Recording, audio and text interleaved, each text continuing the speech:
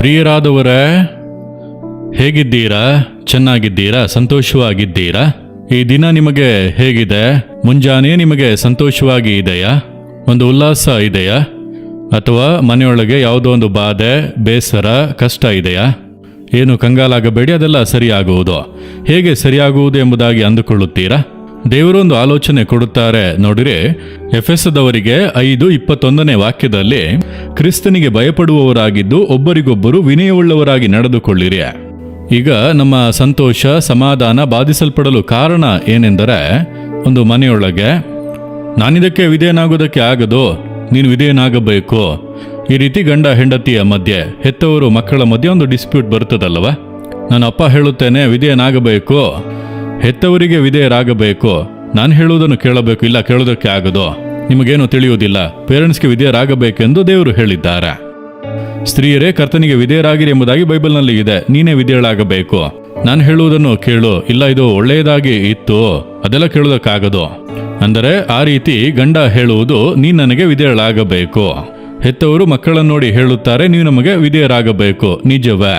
ಅದೇ ಸಮಯದಲ್ಲಿ ನೀವು ಒಬ್ಬರಿಗೊಬ್ಬರು ವಿನಯತೆಯಿಂದ ನಡೆದುಕೊಳ್ಳಿ ಎಂದು ವಾಕ್ಯ ಹೇಳುತ್ತದೆ. ಆದ್ದರಿಂದ ಒಂದು ಒಳ್ಳೆ ಆಲೋಚನೆಯನ್ನು ಹೆಂಡತಿ ಹೇಳುವಾಗ ಅದನ್ನು ಸ್ವೀಕರಿಸಿಕೊಂಡು ವಿಧೇಯರಾಗಬೇಕು. ಅದರಲ್ಲಿ ಏನು ಪ್ರೆಸ್ಟೀಜ್ ತೋರಿಸುವುದು? ಅದುವೇ ಈಗೋ. ಅದಕ್ಕೆ ಅವಕಾಶ ಕೊಡದಂತೆ ನನ್ನ ಹೆಂಡತಿ, ಕರ್ತನು ನನಗೆ ಕೊಟ್ಟ ಸಂಗಾತಿ, ಒಂದು ಒಳ್ಳೆ ಆಲೋಚನೆ ಹೇಳಿದರೆ ಸರಿ ಎಂಬುದಾಗಿ ಸ್ವೀಕರಿಸಬೇಕು. ಇಲ್ಲ ನಾನು ವಿಧೇಯನಾಗಲು ಆಗುವುದಿಲ್ಲ, ನೀನೇ ವಿಧೇಯಳಾಗಬೇಕು. ಈ ವಿದಂಡವಾದಗಳಿಗೆ ಅವಕಾಶ ಕೊಡಬಾರದು. ಕೆಲ ಮಕ್ಕಳು ಒಳ್ಳೆ ಆಲೋಚನೆಗಳನ್ನು ಕೊಡುತ್ತಾರೆ. ಈಗಿರುವಂತಹ ಪರಿಸ್ಥಿತಿಗೆ ತಕ್ಕಂತೆ, ನಿನಗೇನು ಗೊತ್ತು, ಪೇರೆಂಟ್ಸ್ಗೆ ಮಕ್ಕಳು ವಿಧೇಯರಾಗಬೇಕೆಂದು ದೇವರು ಹೇಳಿದ್ದಾರೆ ಎಂಬುದಾಗಿ ಹೇಳಿದರೆ, ಮಕ್ಕಳು ಒಳ್ಳೆ ಆಲೋಚನೆ ಕೊಟ್ಟರೆ ಸ್ವೀಕರಿಸಬಾರದಾ? ಸ್ವೀಕರಿಸಿಕೊಳ್ಳಬೇಕು. ನಾನು ಲೀಡರ್, ನಾನು ಹೇಳಿದಂತೆ ಕೇಳಬೇಕು. ನಾನು ತಪ್ಪಾಗಿ ಹೇಳಿದರೂ ವಿಧೇಯರಾಗಬೇಕು. ಇಲ್ಲ ಇದನ್ನು ಸರಿಪಡಿಸಿಕೊಳ್ಳಬಹುದಲ್ಲ ಎಂದು ಕೆಳಗಿರುವವರು ಹೇಳಿದರೆ, ಲೀಡರ್ ಆಗಿ ಇದ್ದರೂ ಕೂಡ ಓಕೆ ಎಂಬುದಾಗಿ ಸ್ವೀಕರಿಸಿಕೊಳ್ಳಬೇಕು. ಆಗಲೇ ಸಂಬಂಧಗಳು ದೃಢವಾಗಿ ಇರುವುದು, ಪ್ರೀತಿ ನೆಲೆಸಿರುವುದು, ಅಲ್ಲಿ ಸಮಾಧಾನ, ಸಂತೋಷ ಇರುವುದು. ಈಗೋಯಿಸಮ್, ಹೆಮ್ಮೆ, ನಾನು ಗಂಡನಾಗಿದ್ದೇನೆ, ನಾವು ಪೇರೆಂಟ್ಸ್ ಆಗಿದ್ದೇವೆ, ನಾನು ಲೀಡರ್ ಆಗಿದ್ದೇನೆ, ಈ ರೀತಿ ಹೆಮ್ಮೆಗೆ ಅವಕಾಶ ಕೊಟ್ಟರೆ ಸಂಬಂಧಗಳು ಬಾಧಿಸಲ್ಪಡುವಾಗ ಸಂತೋಷ ಹೋಗಿ ಸಮಾಧಾನ ಹೋಗಿ ಯಾಕೆ ಮನೆಯಲ್ಲಿ ಇದ್ದೇವೆ ಅನಿಸುತ್ತದೆ. ಈ ಕೆಲಸ ಯಾಕೆಂದು ತೋರುತ್ತದೆ. ಕಾರಣ ನಾವೇ. ಒಬ್ಬರಿಗೊಬ್ಬರು ವಿಧೇಯರಾಗಲು ಒಪ್ಪಿಸಿಕೊಟ್ಟೆವು ಅಂದರೆ ಈ ಸಮಸ್ಯೆಯೇ ಬರುವುದಿಲ್ಲ. ಸೈತಾನ ಒಳಗೆ ನುಸುಳಲು ಆಗದು. ಆದ್ದರಿಂದ ದೇವರೇ, ನಾವು ಒಬ್ಬರಿಗೊಬ್ಬರು ವಿನಯತೆಯಿಂದ ನಡೆದುಕೊಳ್ಳುವಂಥ ಪ್ರೀತಿಯನ್ನು ನಮಗೆ ಕೊಡಿ. ನಿಮ್ಮ ವಾಕ್ಯದ ಪ್ರಕಾರ ನಾನು ಬಾಳಬೇಕೆಂಬುದಾಗಿ ಅರ್ಪಿಸಿಕೊಳ್ಳಿರಿ. ದೊಡ್ಡ ಆಶೀರ್ವಾದ.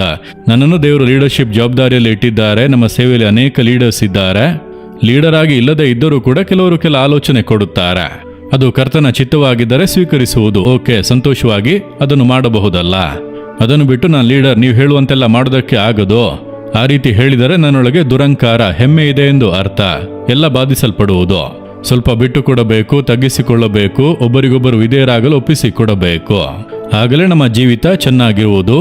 ನಾವು ಇರುವಲ್ಲಿ, ವಾಸಿಸುವಲ್ಲಿ, ಕೆಲಸ ಮಾಡುವಲ್ಲಿ ಸಂತೋಷವಾಗಿ ಇರಬಹುದು. ಒಪ್ಪಿಸಿ ಕೊಡುವಿರಾ? ನೀವು ಸ್ವಲ್ಪ ಬಿಟ್ಟು ಕೊಡದೆ ಇರುವುದರಿಂದ ಮನೆಯೊಳಗೆ ಎಷ್ಟು ಸಮಸ್ಯೆಗಳು ಅಲ್ಲವಾ? ಅವರು ಹೇಳಿದ್ದು ಸರಿಯಾಗಿದ್ದರೂ ಕೂಡ ನೀವು ಸ್ವೀಕರಿಸದೆ ಅಹಂಕಾರದಿಂದ ಮಾತನಾಡಿದಿರಿ. ನಾನಿನಿಗೆ ವಿಧೇಯನಾಗುವುದಕ್ಕೆ ಆಗದು, ಅದರಿಂದ ಎಷ್ಟು ಸಮಸ್ಯೆಗಳು. ಹೆಂಡತಿ ಎಷ್ಟು ಒಳ್ಳೆ ಆಲೋಚನೆಗಳನ್ನು ಕೊಟ್ಟರು, ಕೇಳದೆ ಇರುವುದರಿಂದ ಇಕ್ಕಟ್ಟುಗಳು. ಈ ರೀತಿ ಒಣ ಹೆಮ್ಮೆಗೆ ಅವಕಾಶ ಕೊಡದೆ ಒಬ್ಬರಿಗೊಬ್ಬರು ವಿನಯತೆಯಿಂದ ನಡೆಯಲು ಅರ್ಪಿಸಿಕೊಳ್ಳಿರಿ. ಸರಿನಾ? ದೇವರ ನೋಡಿ ಹೇಳುವಿರಾ, ದೇವರೇ, ಒಬ್ಬರಿಗೊಬ್ಬರು ವಿನಯತೆಯಿಂದ ನಡೆದುಕೊಳ್ಳಿ ಎಂಬ ಆಲೋಚನೆಯನ್ನು ಸ್ವೀಕರಿಸಿಕೊಳ್ಳುತ್ತೇನೆ. ನಾನು ಕೂಡ ಮತ್ತೊಬ್ಬರು ಕೊಡುವಂಥ ಆಲೋಚನೆಯನ್ನು ಸ್ವೀಕರಿಸಿ ನಡೆಯುವಂಥ ಹೃದಯವನ್ನು ನನಗೆ ಕೊಡಿರಿ. ನಾವು ಒಬ್ಬರಿಗೊಬ್ಬರು ವಿಧೇಯರಾಗಿ ಸಂತೋಷದಿಂದ ಸಮಾಧಾನದಿಂದ ಬಾಳಲು ಕೃಪೆಯನ್ನು ಕೊಡಿರಿ. ಯೇಸುವಿನ ನಾಮದಲ್ಲಿ ಪ್ರಾರ್ಥಿಸುತ್ತೇನೆ ತಂದೆಯೇ. ಆಮೇನ್, ಆಮೇನ್.